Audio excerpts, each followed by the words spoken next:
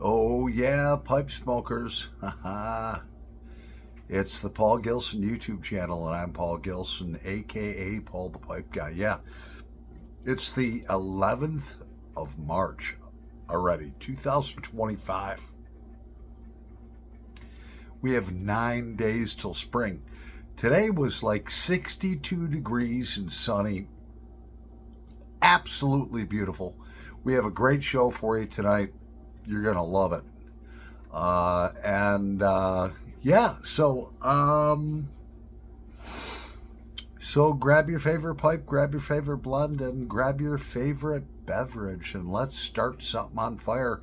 Have a Tuesday night smoke together. Yeah. Okay, this must be the week for people passing away. Before I start something on fire, I want to pay my respects to a couple.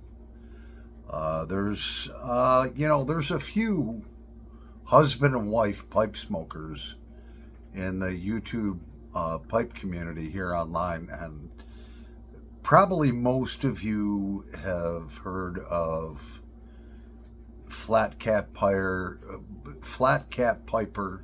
and Lady Fire, and she suddenly passed away. And what a beautiful lady.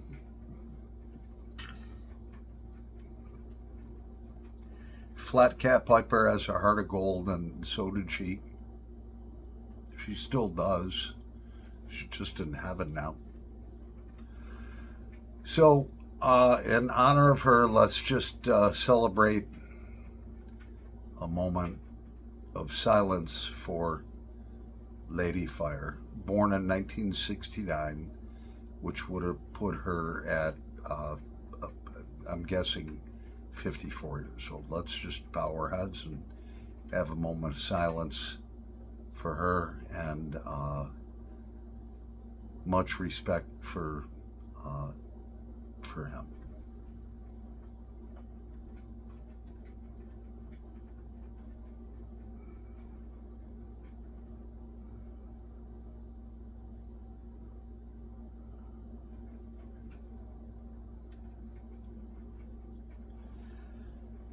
Rest in peace, young lady. Gone too soon. I guess she had a cooking channel too. I mean, I'm gonna have to check that out now. But what a beautiful young lady, and it's like, man, why do these people pass at such a young age? I don't know. My phone started blowing up the other night. And the guy that was he was the best man in my wedding 30 years ago, that I've known for 33 years, not this past Saturday, but the Saturday before, had a massive stroke. They deemed him brain dead. They kept him on life support for a week till his family could go down there. And then they unplugged him in front of the adult people in the family, and he took his last breath. And then she might as well be his wife. They've been together 25 years, all right? Covered him up with a nice blanket in the hospital bed with 3 dogs on it, put a nice hat on him, his favorite fishing hat. And they took all the tubes out of him, the hospital did, and then they invited the younger people and the younger children to see, Uncle Chuck. And so 61 years old, and he's gone. I've already told my son, Paulie Jr., I says, look, if something happens to me, here's my passcode on my phone. You better get on there and tell all my subscribers that Paul the Pipe Guy has passed away. You know, I'd want everyone to know through my son. And then I said, look, just give all my pipes away. Give all my tobacco away. Give it all away. Keep what you want. Give it all away to my subscribers. So I want to start something on fire. We have something I haven't smoked in a while, and that's Cornell and Deal's Pirate Cake. I know we've gone on for over 5 minutes, but yeah, you know, I just had to get all that stuff out, you know. So let's set this on fire. Pirate Cake, Latakia Wretch. This is for you, Miss Lady Fire. And I'm praying for you, Flat Cap Piper, that you'll get through this. And it's never going to be okay. But the pain, you know, I know having lost 2 sons,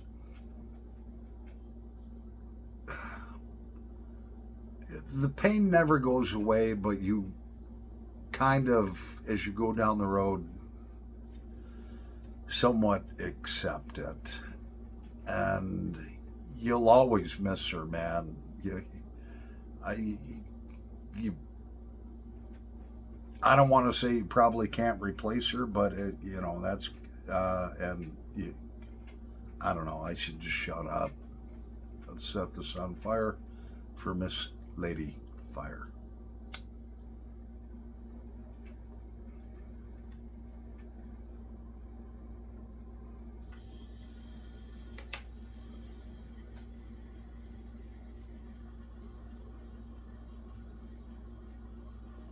Guys,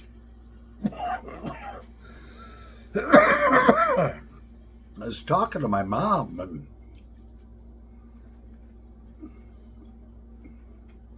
I've said this before to her. I'm like, what the heck is up, Ma? You know? She's like, well, when you get in your 50s and 60s, people start to pass away. It's just the way it is.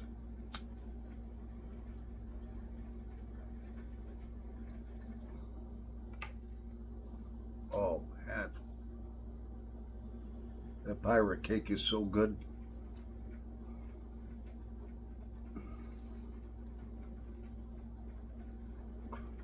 You know, when you lose somebody, the last thing I want to hear is my condolences, I'm sorry.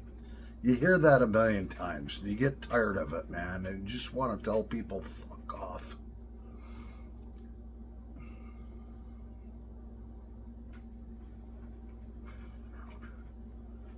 It's better to just say, I've got no words, and I'm here for you, brother. I'm sorry.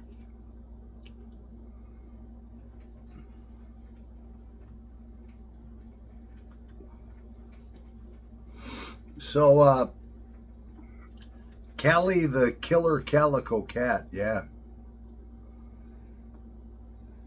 She got her 3rd and final dose of deworming pills. And I came home, she gave me that look, and she's like, yeah, Daddy, I know what we got to do. My cat and I are close. We understand each other.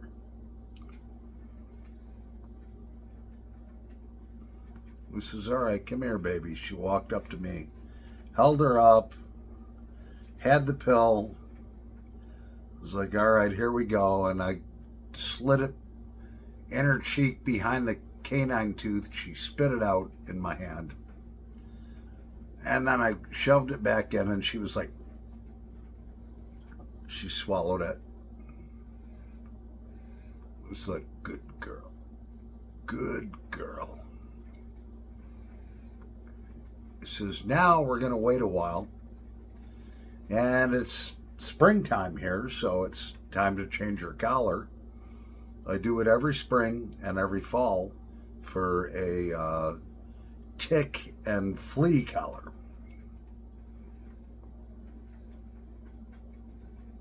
And I used to like try to put it on around her and buckle it up. Now I just I figured it out. I have a method now that she doesn't mind too bad.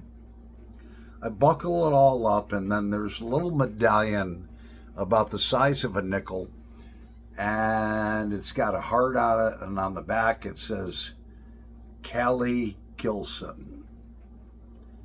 And then it's got my phone number and my address laser printed on the back. So that's her tag.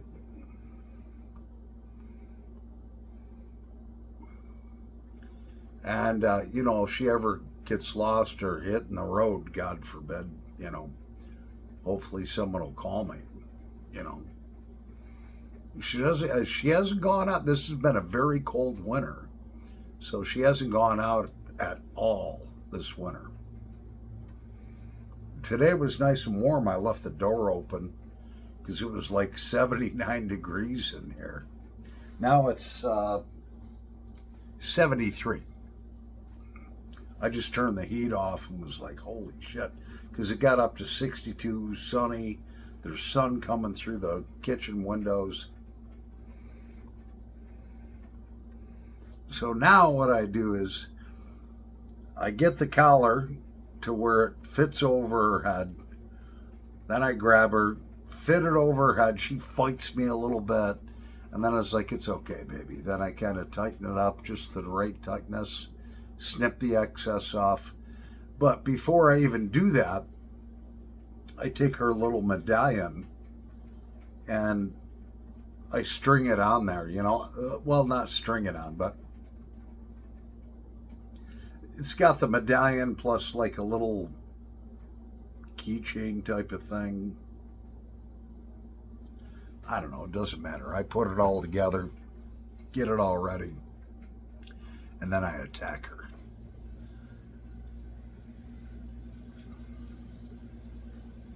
So that's all done. She's all dewormed. She's got her new collar on. She's brand new. They finally got her regular food back at the store that I shop at, that I fed her for the last 3 years. They didn't have it for like a month. And then, so I had to feed her this other food, and she's used to the food that I feed her, and she wasn't liking it at all. I was like, look, honey, I'm sorry. I can't do anything about it. That's what's for dinner. Finally got her regular food back, and now she's like woofing it down. All dewormed. Brand new collar on. Yeah, I'm thankful for that. Mm-hmm. Man, this pie bread cake is awesome.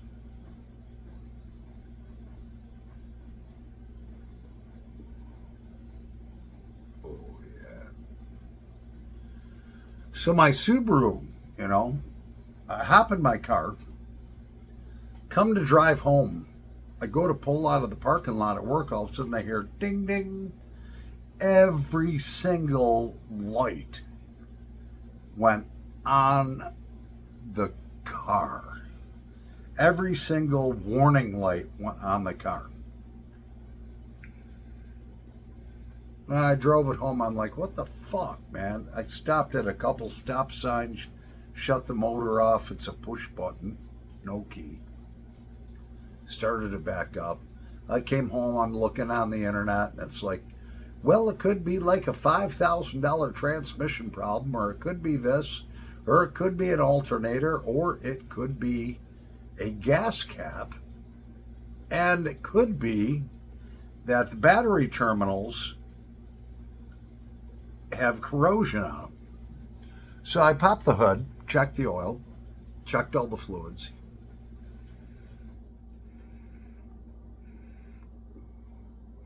I was like, all right, Lord, help me, please. And I'm trying to find my code reader. I had a code reader. I used it on my son's car. I don't know where it went. Anyway, so I'm reading all the stuff on the internet about the car, and I'm like, Lord, please just help me find my code reader Well, I couldn't find my code reader anywhere, so checked the gas cap, and it did seem a little loose, so I tightened it down real good. Checked the battery terminals, and they did have a little corrosion, you know, under them. So I took, but the battery was charged up to 88%. I only live 10 miles from home, so when you start the car, all right, it uses juice. It might not charge up to 100%, but it was testing at 12.7 volts, which is right where it should be. And I'm like, oh, Lord, please just help me.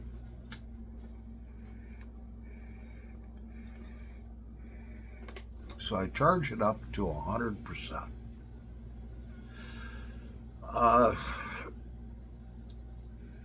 Took the battery cables off. I've got battery terminal cleaner.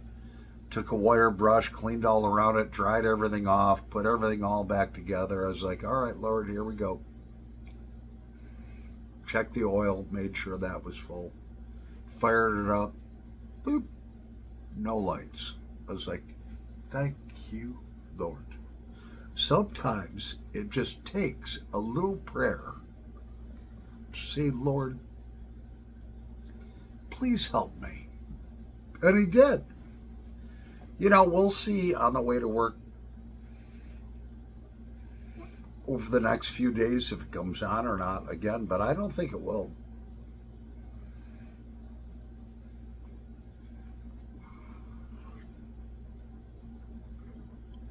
So I've got a good friend of mine, and he texted me and he's like, Paul, I've got a prostate infection. And I was like, okay, well,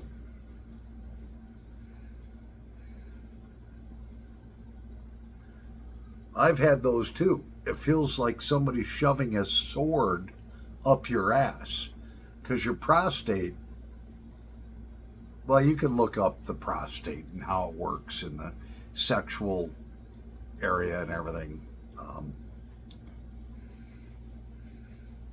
And I said, well, they're probably going to put you on some strong antibiotics for between 2 and 4 weeks.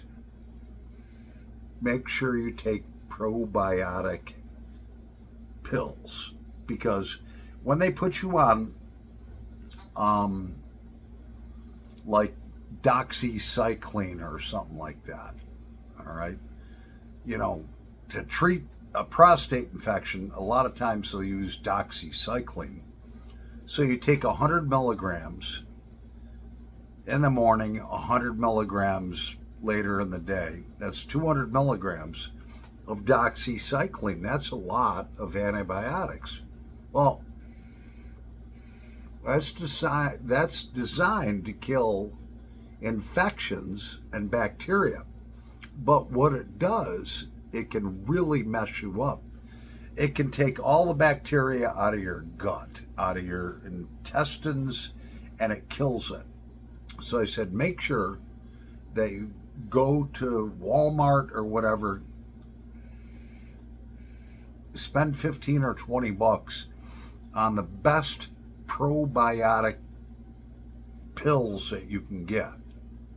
And what that does is that puts the correct bacteria into your digestive system so you can digest your food. If you're on antibiotics for two to 4 weeks, man, your face blows up, your belly blows up, you feel all puffed up. It's because your gut isn't like digesting the food and stuff. You're building up gases. The bacteria, the good bacteria in your body, isn't eating all that stuff up. So yeah, hopefully he'll do that.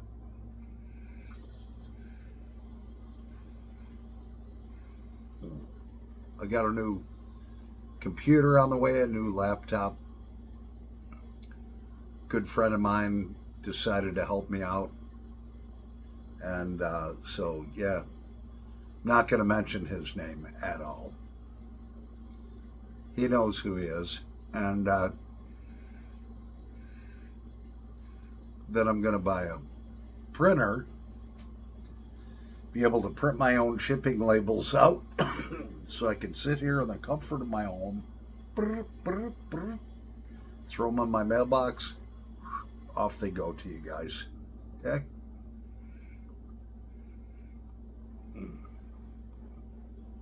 Wow. Oh, yeah.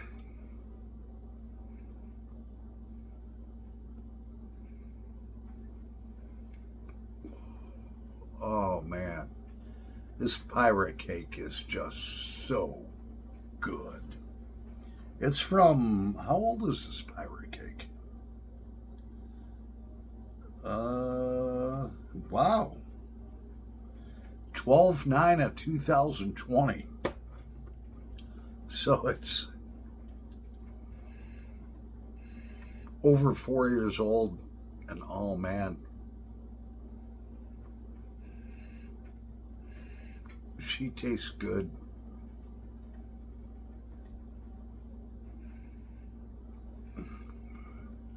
I've about smoked that whole bowl already. Anyways, I'm Paul the Pipe Guy. Yep.